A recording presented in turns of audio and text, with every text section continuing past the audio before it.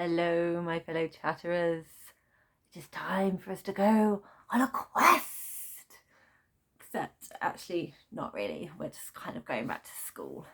This isn't really a questing one, is it? Hello, I'm Chatty and welcome back to my channel. All you book lovers, all of you who enjoy readathons, or just people who popped in because you're curious about what on earth I'm talking about, or you've got lost. Welcome anyway, stick around, it might be fun. So I will be chatting away madly today about the magical readathon. In my last video I spoke about where I'd got to, how I did previously up until this point, and now I'm ready to talk about what I will potentially be putting on my TBR for the Autumn Equinox, which is coming up in August, so not far away at all. If you don't know what the magical readathon is, please go and look in the description box. You will find a link to G from Book Roast, who is incredible. Her brain is just out of this world. The level of creativity and dedication she has put into this readathon is insane. She has made her own magical world, thrown in a university, and that is where we are going to be studying. She's allowed you to kind of do your own character creation, and this readathon, she's even created sort of an ambiance library, which sounds like it's going to be amazing.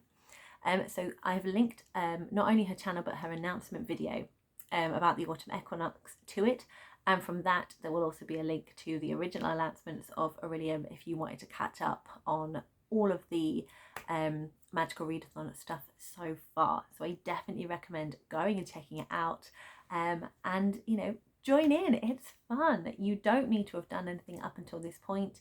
G very much says you don't need to catch up, you can just start from now, but if you want to, that's absolutely fine. It's all about having fun. So without waffling on too much, because it's one shot no edit, I can't edit. If you want to know why I can't edit, I'll leave a link either this side or this side, because I never know which side it appears on. But I'll leave a link and you can find out all about my issues with technology. But the point is, I have one shot and we just keep going. Luckily, the power of the pause, I can say that better. Luckily, the power of pause is helping me out a lot, so I can move spaces and make things that look a little bit more interesting than just my face. So let's do this. Let's drink this tea in one shot. So this video, I'm talking about my TBR. I have no idea really what I'm going to be reading. So having gone through it, I'm going to be making some decisions sort of live. Some I have got ideas of, and we will see what this is going to look like. Also here is, oh there we go, no, yeah. This is my little owl, Archimedes. He has no relevance to the readathon, but I thought, you know, it's magical, here's an owl, why not pop him in the background to say hi? He's actually a hot pack, which is great in the winter, but as we're having a heat wave at the moment, this is the first time I've put cardigan on. You know, I've actually, it's quite late at night, so it's a bit chilly, but up until that point I hadn't really been wearing a cardigan because it's so hot. So he's kind of been out of service recently, but I was moving him around and thought, actually, let's get him involved today. Archimedes can sit there and keep an eye on all the books and tell me off for waffling. So let's go and see what the first prompt is. Oh no, missed out. My character Mogrog Ithshire, if you want to know more, check out the previous video. She is going to be doing the Dreamweaver studying. She wants to be a Dreamweaver, so she's got to hit certain levels. I'm doing a terrible job of explaining this. For those who don't know, the magical readathon is basically about, it's like a magical university where you study. So different subjects that you can take are given a prompt for a book, and you assign them together and read, basically, is what it is. This time round though, with the Autumn Equinox, so you were supposed to have read certain subjects in spring to then qualify for this one. You can or can't do that, it's totally up to you. But this one, you then have different levels. So there is O for ordinary, Q for qualified, and D for distinguished. So if you have an O in something, you just read the O level. If you have a Q, you need to read the O and the Q, and if you have a D, you need to read the O, Q and D. So there we go. A little bit of background information. Let's crack on. So our first subject is alchemy, and we are studying poisons.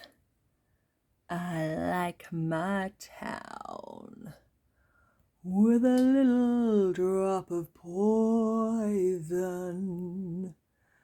So for this, we have to read a book which is on someone else's worst off list. But you think you might like it. So trawl through BookTube, look at people's worst off lists and see that maybe someone else's poison is actually your meat. Yes, that well-known booktuber phrase, one booktuber's meat is another booktuber's poison. So I'm searching for meat amongst the poisons. With this, I was really hoping to be able to have a look through some of the recent booktubers that I've started looking at their work and their content. But there's very much the class of 2022 going on. Most of the booktubers that I've been chatting to and have come across and I'm watching a lot of their content, we've all started making videos this year. So it feels very much like we're graduating together, going on this journey together, which is amazing. But it does mean that no one has been making videos in December, so we don't have a worst of list. So I've gone further afield. I have then been looking at booktubers that have been on here a bit longer, a bit more established, a bit longer. So I was looking at MJ, I was looking at Jessie and Sleepy Koala, I was looking at Lynette Reads. Only one of them had a worst of video, and that was Jessie. And in that video, I didn't really fancy reading any of her worst of books. So I've gone further afield. I have gone to like classic staples. I've gone onto the booktubers that are very well known. They've got loads of lists of their worst books over the years. So the ones I have looked at are Jade from Jade Reads in her 2021 worst of most disappointing books. There were actually a couple on there that could work for me. So one was The Keeper of Lost. Slow down. Let's have some tea. Let's have some tea. It's not a sprint. Okay, so Jade has The Keeper of the Lost Cities as one of the books that she did not like. This is quite a popular children's fantasy. I know it is the absolute favourite of Pris from Pris Peruses and also Sophia from Sophia's Thoughts. So it could work. It could be an interesting one. I do actually have it. It's under my bed. I need to earn it, but I have it. So I could just be really healthy and earn it. That is a possibility. Also, my friend Vidania from Vidania Silver Scribe, she read that book this year. She did not like it. So, you know, maybe her poison could be my meat. It could be, we could see. So that is a definite possibility. Another book that Jade did not enjoy was, again, another children's popular fantasy, and that was Pages & Co., the first book, Tilly and the Book Wanderers. This is a book that I know Gav from How to Train Your Gavin really, really loves, but it didn't work for Jade. And I'm wondering if it's because it's sort of, it's got a bit of a portal, I think, I could be wrong, it's sort of a bit of more magical realism. So Tilly works in a bookshop and either goes into the books or the book characters come out of the books. And I love that concept. I think that sounds amazing, especially because two of the characters are Alice in Wonderland and Anne of Green Gables. Love. And obviously Chatty's Mad Chatter have a connection to Alice in Wonderland. So I am so excited about this book to the point of I actually have all of the series published so far under my bed for me to earn. So it's another book that I need to earn to get out. So that's another contender. I then looked on Abby from the channel Abby Salters. I think it was her 2020 video of most disappointing books, and very helpfully she'd got on there, what's it called? The Wayward Children series. She did not get on with the Wayward Children. And those are novellas, which are always perfect for a readathon, so are on my list of possibilities. I also looked at Sophia from Sophia's Thoughts. I think it was her 2020 worst books list as well. And she had a book that I'm very interested in, which was The Vanishing Half. And this is a book by Britt Brenner, and it's based on the classic story by Nella Larson called Passing, which is a book that I'm so excited to read. It's been recommended by Olivia from Olivia's Catastrophe. I have read the short stories and Quicksand by Nella Larson, and this is the last Nella Larson book that I'm really excited about reading. So I would need to read that one first before I read this one. But I do have The Vanishing Half. But again, it's under my bed and I need to earn it. So basically, no more chocolate for me. Keep doing exercises. Go to bed early. It's not looking great at the moment. To earn some more books. But they're all many possibilities. At the moment, I am possibly leaning most towards The Vanishing Half, just because I own it, so that's a bonus. I'm trying to just read books I own in August because I've had a load of library books out recently, went a bit crazy, so don't want to get any more in. And I also want to progress a bit more with the series I'm currently working on than picking up a new series and starting it, because both Keeper and Tilly and the Book Wanderers are the start of a series, and The Way with Children is also the start of a series as well. So I'm very much leaning more towards The Vanishing Half, although saying that I would have to read Passing first. So we will see. That one remains a mystery so far.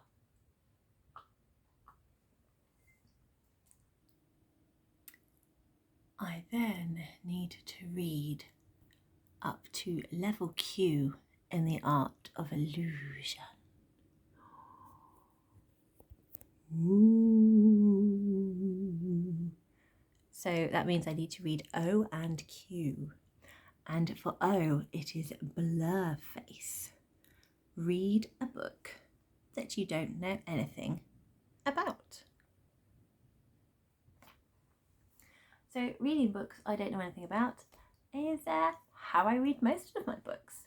I like going into books knowing as little as possible about them, because that way I find that I just enjoy the story more, having no expectations, and just being surprised by everything that's happening, and just letting the author tell me the story they want to tell me. So that means I have loads of possibilities for this one.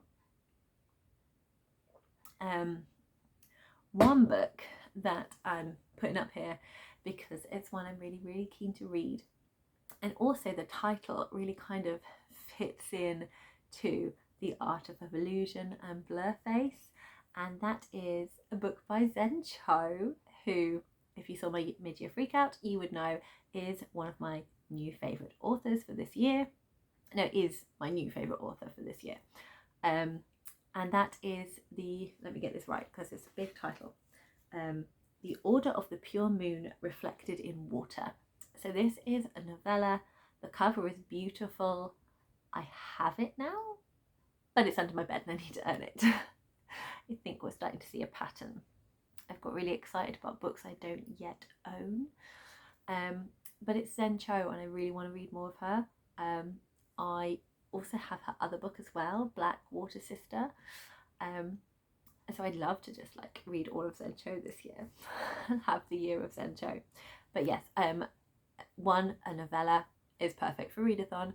Two, I know nothing about it. The only thing I know about it is that Zen Cho wrote it and people like it. That's all I need. I didn't even need to know people like it because lots of people do not like Sorcerer to the Crown, but I do. So yes, that is a definite option. Let's stop the gush fest now. Other books that could work. I have, as of yet, to do my tea and taste that I set up by doing my July TBR. So any one of those books I end up not picking for the tea and taste could work. Apart from Poldark, I do know what happens in Poldark because I've seen the BBC drama series.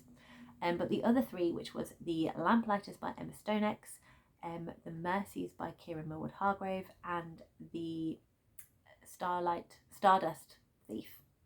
Yes, The Stardust Thief by Chelsea Abdullah. All of those could work because I don't really know anything about them. I know a very, very brief amount, and that is it. Quite a lot of books on my seasonal shelf could also work as well. I've got one of them down here. So that is The Girl with the Lighting Voice by Abby DeRay. It's a book I really want to read. I feel I really want to read it in the summer. It's quite small, which works quite well for a readathon. And all I know about this one is it's a girl who kind of speaks out for her education, and I don't know anyone who doesn't like it. Anyone who's read this absolutely loves it. So this is also a contender. Other books that could also work are continuing series books. Don't know what's going to happen in Thunderhead. This is the second book in the Arc of a Scythe by Neil Schusterman, and I don't know what this one's about. The only thing I know is it doesn't follow characters from the first book. It's got new characters set in this world, so I know even less about it than what I probably could do.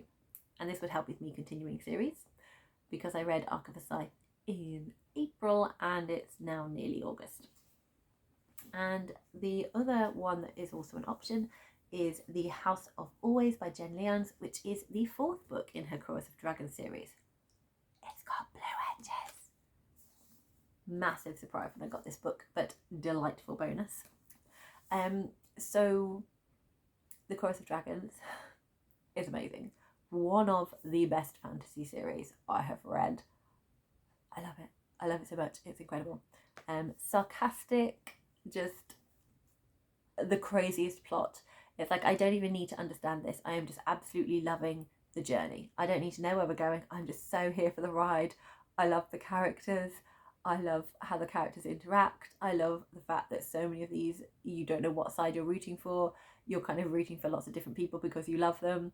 And things that were set up in the first book, the payoff is happening. Like, it is all interlinked. She's done so much work with this. And it's so good. It's just so good. I love it so much. So I'm really keen to keep going with this series. I read Memory of Souls in June. I read Memory of Souls in June. It's July. There's no way I'm going to be reading this because we've got very few days left. So August, it could definitely work for, and I do want to keep reading. So this is a possibility. And I don't know what happens in this one because I presume stuff that was finished in Memory of Souls we follow on. But who knows with this series? I know nothing, absolutely nothing, apart from I presume it's going to involve some of the characters from the previous book. That's all. I don't know anything, and that's how I like it. Yeah, so it could be many books. So once again, second prompt, not really clear what I'm going to read. Once you have passed ordinary in the art of illusion, you can go on to qualify. And for that, we are studying the mirror illusion. For this, you must read a book that is less than 300 pages.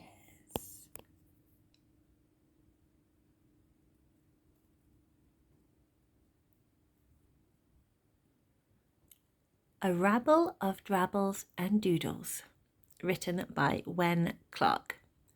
This book is 208 pages and definitely counts. So as it says on here, it is a collection of original drawings and short stories. So on every single page you have a drawing that has been done by a local artist to Wen, and then Wen has written 100 words inspired by that drawing. 104 pieces of experimental fiction and 104 drawings spanning reality, unreality, and the spaces in between. Comedy to horror, grim reality to fantabulous delight, this collection for adults plays with boundaries within small formats. Single words springboard us to the worlds the author found inside them in exactly 100 words. Using identical prompts, 29 artists show how beautifully different interpretations of a word can be in 3 inches squared. In a world where everyone is short on time, a rabble of drabbles shows creativity is possible despite limitations. And I'm going to give you a little bit more information about this book. This is a self-published book. As you can see, it's incredibly unique. Let me find the information here. Do bear with. I'm holding the camera in one hand here. Okay. Wen Clark is a storytelling artist based on the Sussex coast. They live with several chronic disabilities, including a brain injury, which meant learning to create again from scratch in smaller ways. And the book gives special thanks to Jack, Moina and Emily, along with each of the artists who so kindly donated their drawings to the project. So knowing a little bit more about Wen and also about why this book was created, I think just really adds to how special it is. I have started reading this. I've been very lucky enough. I am number 45 out of 250. So this edition is a limited run and it was printed in the spring of this year, which is 2022.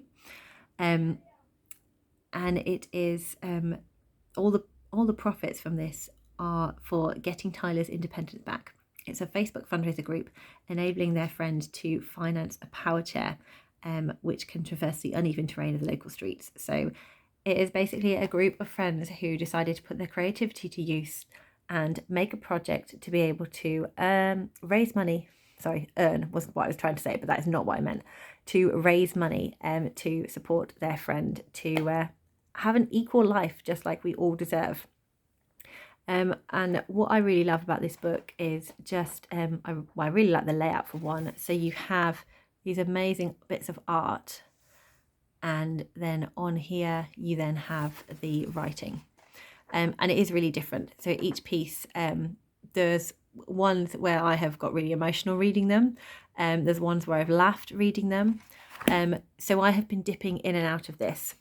I was lucky enough to work alongside Wen. We did a piece of work in the Brighton Fringe in 2013 called Words Apart. And they're just incredible. They are absolutely incredible. A friend of theirs said that if they weren't battling disability, they would be supreme leader of the universe. And I 100% agree with that. They are inspirational, so positive, really nurturing, and just so talented in so many ways. I mean, for example, during the play, they made their own costume. They were able to lead us in voice techniques. They were so knowledgeable about the historical period that we were looking at. We had lots of different characters and each one came from a different literature novel. So they just had so much knowledge. And, you know, they live to create. This brain cannot be held down. So it's so amazing that despite the brain injury, despite battling chronic pain on a daily basis, they have been able to produce this. And some of this work is quite personal. So that has made me quite emotional reading it. And some of it is really funny. So I am really looking forward to just being able to read it back to back and page to page and be able to share it with you. If you want more, no, not if you want, I am putting the link to the website and the Facebook page in the description box. So please do go along and find out more about this project. Click it, read about it, and if you so desire, order yourself a copy of this fantastic limited edition self-published book. So yes, I'm very excited to be having this as one of the prompts, and it will really help me to fully be able to sit and read it cover to cover. As much as I've enjoyed dipping in and out of it, I really want to kind of read it as a whole and then be able to review it and share it with you all. So yay, I have chosen one book so far for this TBR. Will I choose some more for the next prompts, or am I going to be completely indecisive as I have previously been? We will find out. The next subject is spells and incantations. For this, we need an O to qualify, ordinary level, and that is Recolour. So for this, spin a random colour on the wheel. So I can't spin a colour wheel because I do that on my phone and I'm filming on my phone and I wouldn't know how to screen record anyway or be able to do anything with it. So we're doing my usual option, which is where I have my children's box of felt tip pens. Sorry about the noise, it's me shuffling. So I'm going to not look and just dive in and grab a pen, and that's our colour. And I've got this one. What is it? Ooh, we've got a red. So I'm going to have a little wander around looking at my books and see which ones I can find that are red. So I found a couple of options. In terms of wanting to read more series, none of these fitted. None of my series are this colour, apart from Stormlight Archive, but not now. I was just pondering, there is, I have 6 books currently, which are in a pile of punishment. So I did not complete my June TBR. I pulled out a punishment. It was to read an intimidating book. I have made a video talking about intimidating books and getting people to vote on one of those 6. So I believe there's at least 1, if not 2, that has red on the cover. So I could choose one of those if one of those with red on is chosen. However, in the meantime, I have got 2 books here. So I have got Of Women in Salt by Gabriele Garcia, and the lighting's not amazing right now, but on the darker patches it definitely matches this colour. But anyway, there's enough red on this cover for that to count. This is a standalone generational novel set in Cuba. I have read the first chapter. I had it as part of my Spa Weekend books. I didn't end up picking this one. Ended up going for more of a kind of like chilled out YA contemporary book because that was the vibe I was feeling at the time. But what I did read I enjoyed and would like to pick it back up again and read it properly. It's also quite small, which is great for a readathon as it wouldn't take too long, so that's in its favour. The other book is a book that I've been wanting to read for a while. It's a very different vibe. I've not read one of these, and that is Richard Osman's The Thursday Murder Club. As you can see, it is lined with red. So this is a crime book. I've not read any crime for a really long time, and this sounds like it's going to be absolutely hilarious. I think I'm absolutely going to love it. So it's been on my shelf looking at me, waiting for me to read it, and I haven't picked it up because I'm in the middle of so many other books and I didn't want to start a new series, but I am quite tempted to pick it up. I think I'm really going to enjoy it. I think it's going to be a really nice, I think the light-hearted fun that I'm hoping to get from this, as well as the mystery kind of part, I think is really going to work well in breaking up some of the heavier books that I could end up reading this month, because basically I've only chosen one, haven't I? Let's face it. So this is definitely an option. So yes, there we go. 2 options for the colour. Right, let's see what else we need to do. You will need level O in law. Ordinary level is Elidia's Regional Anthropology, which is a book that has the colours of your flag. I actually have a book for this prompt. So I live in the UK, in England, so I'm looking for a book that is mainly white with some red detailing on it for England, but I can also use the Great Britain flag as well, so that again is white with red and blue detailing on it. So I have gone for Get a Life Chloe Brown by Talia Hibbert. As you can see, it is mainly white, and we have the red writing of Get a Life Chloe Brown. Also Chloe's wearing a red top, very helpful, and a blue skirt. It's like she knew I needed those colours. And also Talia Hibbert is written in blue, and there's kind of some blue detailing around the title Get a Life Chloe Brown. Win, win, win, win! This is on my seasonal shelf. It's one of the books I picked out for myself during my July TBR to go on the seasonal shelf. It feels like a really fun summer read because it feels really light-hearted. It's a contemporary romance. I'm really keen to read this one because I've heard so many good things about it. We follow Chloe, who decides that she needs to get her life together, and makes a sort of like a bucket list thing, and is helped by this person here whose name I don't know. There's a big sticker over the back of this book, so I can't read the synopsis. But essentially, it's a really fun book. Chloe has got chronic illness. I'm looking forward to sort of reading about that representation in here. And I hear that Talia Hibbert's books are adorable, cute, funny. So yeah, really excited for this one. Psionics and Divination. Level Distinguished. For O, we will be studying time theory. You need to read a book involving time travel. I have a book for this. I was excited. Yes, got a book for this one. This would be great. Can't find it.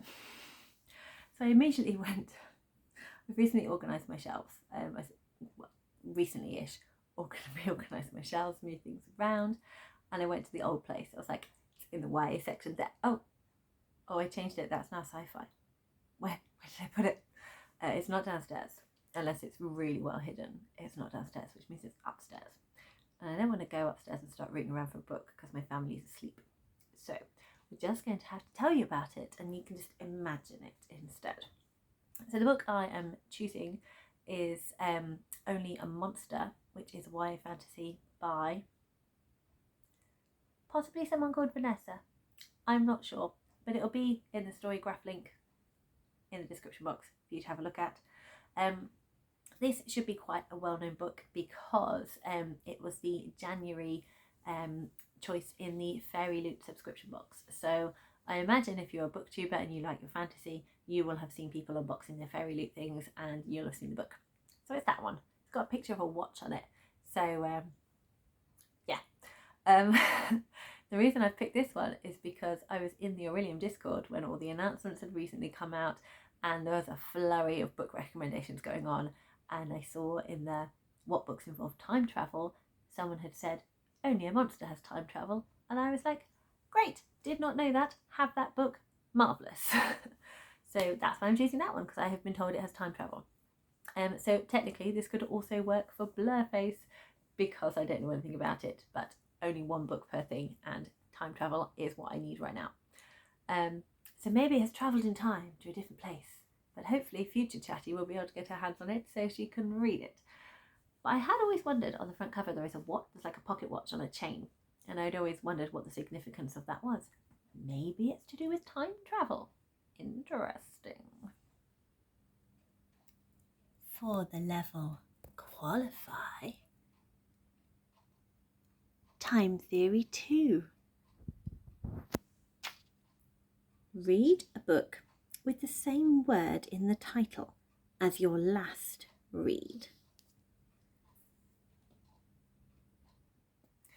This is possibly my favourite prompt out of the whole of the Orilium Magical Readathon.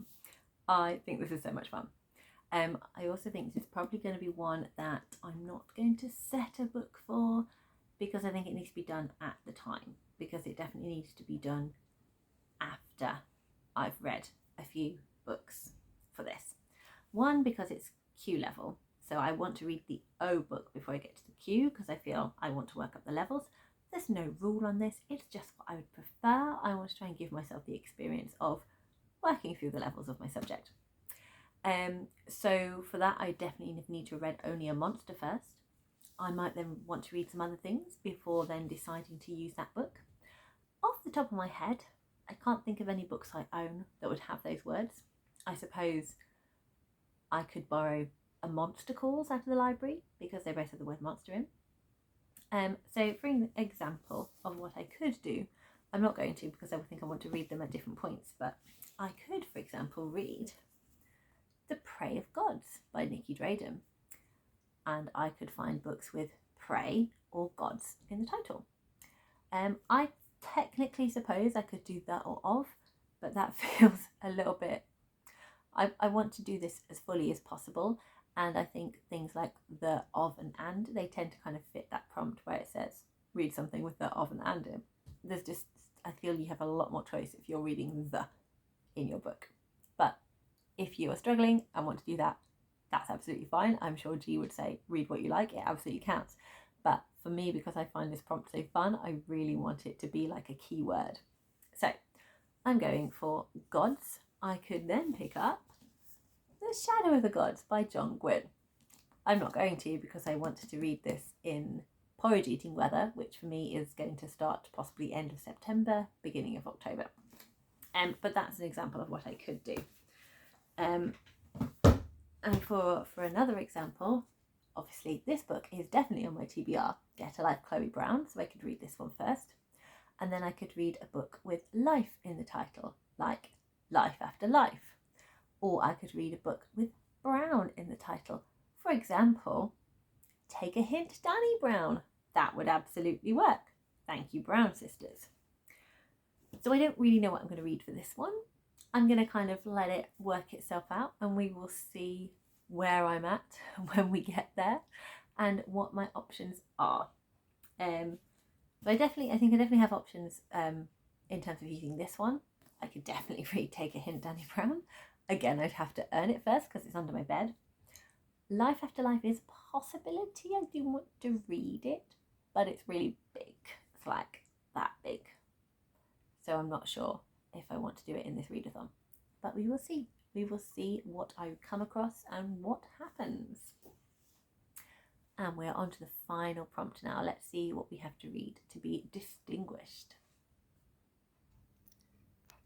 For distinguished, we are studying Introduce